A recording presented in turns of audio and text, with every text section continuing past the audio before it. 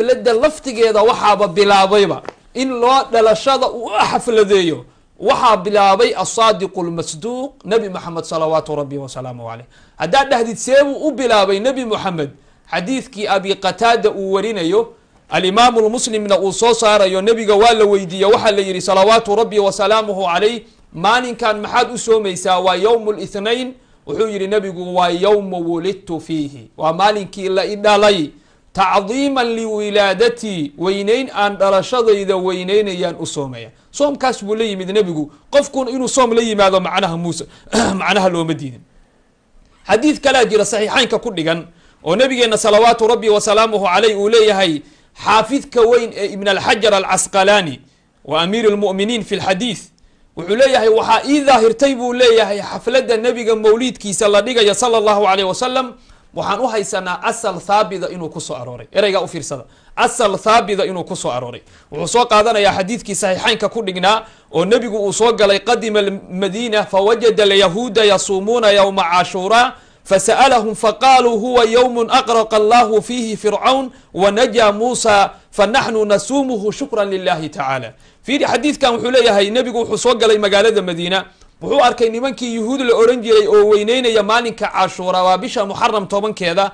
هو سؤاله وحيري مالك كان أدو وينين يسين وامحي مركز واحد ومالكي فرعون وإلهي هلاقي نبي موسى يقوم كيسين وبدبادي شكرين أنكو شكرين إنه بان ما شاء الله تعالى أسومينا. waxaa suuragala dadka gabarkood inay dhahaan maa la sooma xafladda maxaa loo dhigaya. muxuu yidhi ibn alxajar alcasqalaani, xadiidkan maxaa laga qaadanaya? waad garanaysaan ibn alxajar alcasqalaani bukhaariguu sharxay, culimada muxadisiinta dadka ugu waaweyn waaye. hadalkiisaan bal qiimeeya ikhwaani walakhawaati fillah.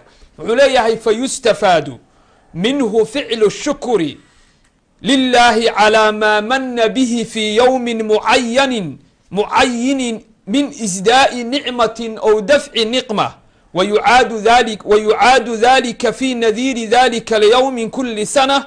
والشكر يحصل بأنواع العبادة كالسجود والصيام والصدقة والتلاوة ونحو ذلك. وأي نعمة أعظم من نعمة بروز هذا النبي نبي الرحمة في ذلك اليوم.